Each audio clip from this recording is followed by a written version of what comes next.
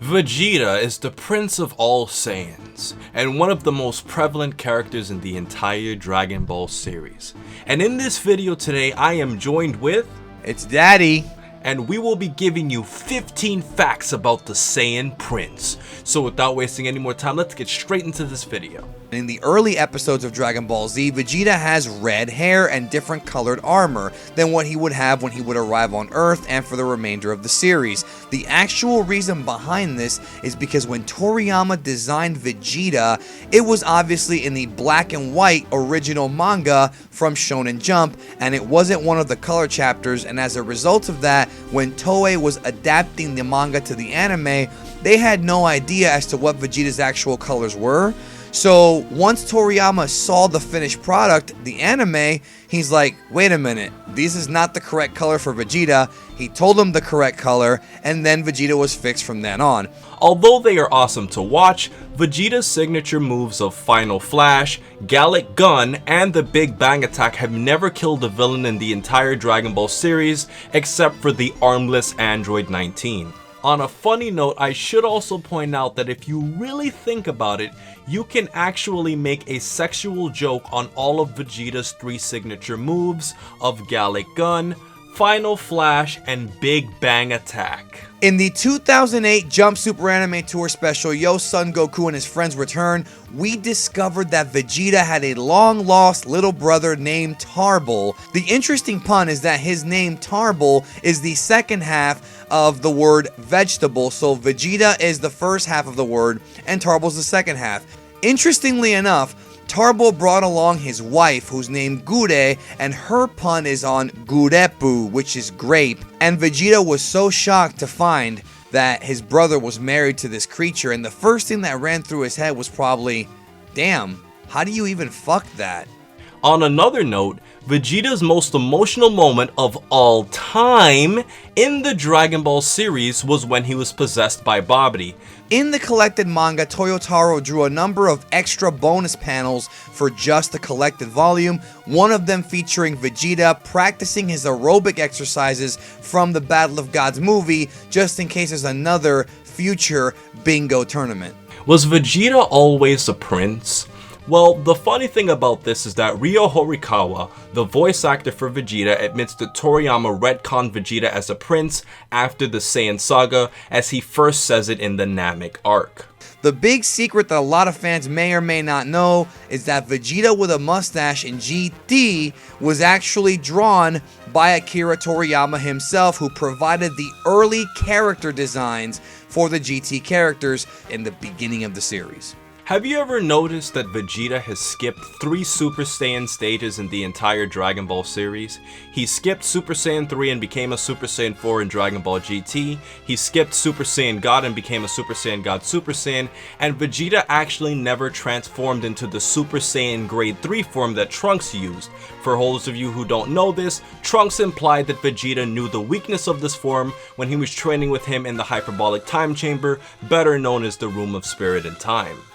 For English-speaking Dragon Ball fans, Chris Sabat is unquestionably the voice of Vegeta, but did you know that when he first signed on to do Dragon Ball Z and Funimation took over from the Ocean Group, he was told by producer Barry Watson to try to imitate Brian Drummond's Vegeta as much as possible, until later in the series when Sabat gave it his own touch. Well, to this day, Sabat is the only voice actor to actually go back and redo every single line from the Frieza saga that he originally recorded to sound more fitting for his Vegeta and not Drummond's.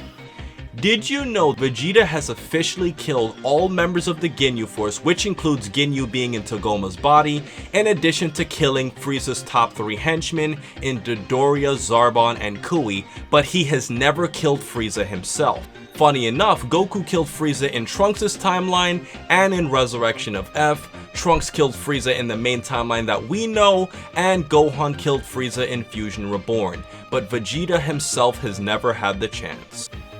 During the first appearance of Vegeta and Nappa in Dragon Ball Z Episode 5, they have a discussion about what would happen if they were to breed with human females, entirely based on the fact that Gohan showed an incredible amount of power and the theory that Saiyan-human hybrids have the potential to surpass them, but Vegeta quickly shot that down because he didn't want a bunch of half-breeds running around that could possibly be trouble to take care of or possibly surpass them. Ironically enough, Vegeta would go on to contradict this by having not one, but 2 children with an Earth woman later in the series. But then again, could you blame him? If some big titty rich chick went up to me and wanted some, it'd be hard to resist. The TV special The History of Trunks and a filler episode called Ghosts from Tomorrow actually imply a different depiction of how Vegeta died against the androids. In The History of Trunks, it's implied that Vegeta died first, whereas in Ghosts from Tomorrow, it's implied that Vegeta died second right after Piccolo. In terms of the manga, nothing was ever shown for both Vegeta, Piccolo, and the rest of the Z Fighters and their fight against the android. When Frieza killed Vegeta on Namek, it was without a doubt one of the most memorable scenes from the series. In the dub, Vegeta states that Frieza took him away from his father when he was a little boy and threatened to kill him if he didn't do what he told him. What Vegeta actually said was that Frieza destroyed their home planet and killed both of their fathers, that only a few survived, but he pretty much pleads with Goku that Frieza must be killed by the hands of a Saiyan. He was upset because Frieza made him his subordinate for most of his life and hid the fact that he was the one that wiped out his race, so he pleaded for Goku to avenge the entire race for him. One of the biggest memes in Dragon Ball history is the over 9,000 meme said by Vegeta when he was scanning Goku's power level. But originally it was actually over 8,000 from the manga and the original Japanese dub. And for our 15th and final fact, Akira Toriyama has said before that he doesn't like Vegeta as a character, but it is actually implied that he changed his mind later on. You can tell by the Buu arc that Toriyama took the time to give Vegeta a very good character arc when all was said and done. But if you go even further, you can also find that Toriyama has put a lot of emphasis on Vegeta, not only by stating in an interview after Battle of Gods that he wants Vegeta to be the centerpiece of the next Dragon Ball Z movie, but also with the fact that he had a very huge role in that movie, Resurrection F, and continues to have a huge role in Dragon Ball Super. So, when you look at the evidence, I don't think Toriyama hates Vegeta at all, especially now. So guys, that has been our video for today. Overall, I hope you guys learned something new about Vegeta the Saiyan Prince. In addition to this video, please check out Geekdom's channel in my description, as I will post a link to his channel so you can check out his great content. So with everything else said, please remember to rate, comment, and subscribe. And remember, as I always say, to have a great day, guys. And for our hashtag of the day, I have Prince Vegetable.